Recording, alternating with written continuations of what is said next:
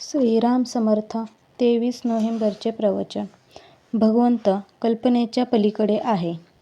मनुष्याचा स्वभावच असा असतो की आपल्या कल्पनेत जेवढे येते तेवढेच आपण सत्य मानतो, पण आपली कल्पनाच किती संकुचित असते याचा कोणी विचार करीत नाही.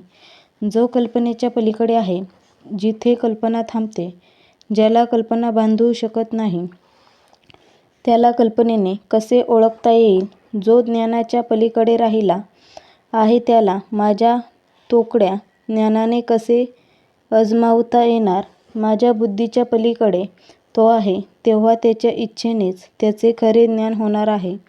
अविद्या तीच हीच की आपल्या कल्पनेने होणारे ज्ञान हेच खरे मानणे. याकरिता श्रद्धा आणि कल्पना यांतला फरक ओळखावा. खरी श्रद्धा तीच की जी कल्पनेच्या पलीकडे राहते. प्रल्हादाइतके आपण नामाला सत्यत्व देत नाही. कल्पनेची मजल प्रल्हादाने नाही चालविली.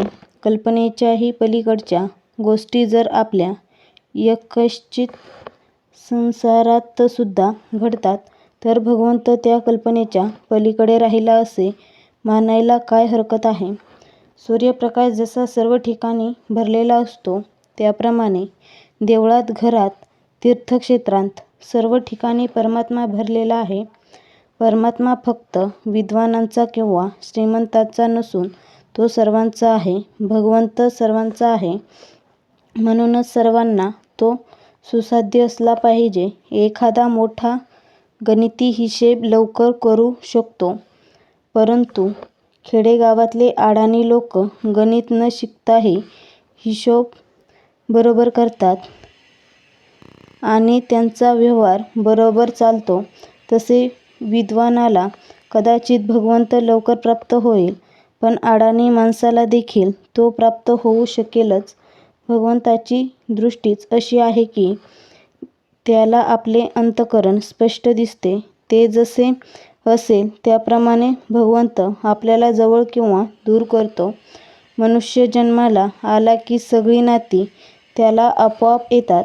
त्याचप्रमाणे परमात्मा आनंदरूप आहे असे म्हटले की बाकीचे सर्व गुण त्यामध्ये आले असे समजावे.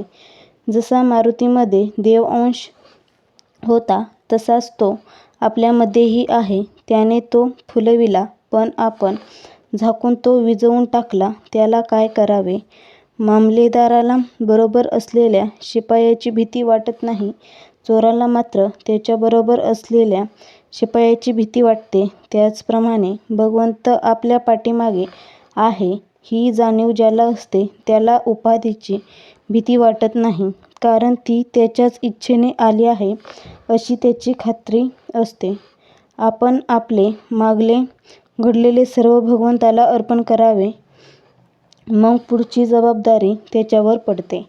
आजचा बोध. जे निश्चित नाही त्याचे नाव कल्पना होय.